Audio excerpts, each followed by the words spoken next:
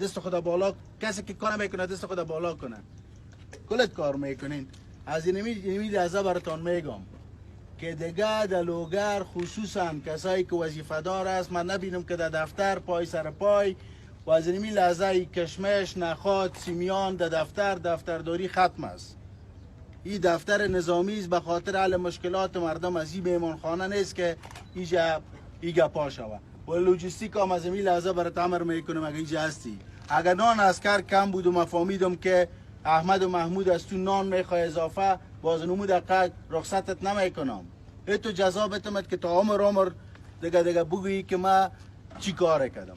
نان اسکر میرسه و اسکر میرسه، ما هم یک اسکر هستم و نمود تابلوی که به اسکر حواله میشه برام هم روان میکنیم.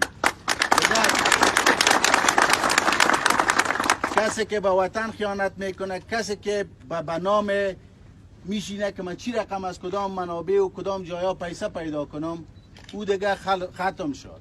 ما را یک مطالعه کنین، پرسان کنین، او گپا دیگه خلاص شد. اینمی ماشه که برای دولت میته، اینمی ماشت از دیگه گیر کنم و آدمه لچ میگردانمش در لوگر. و سلام.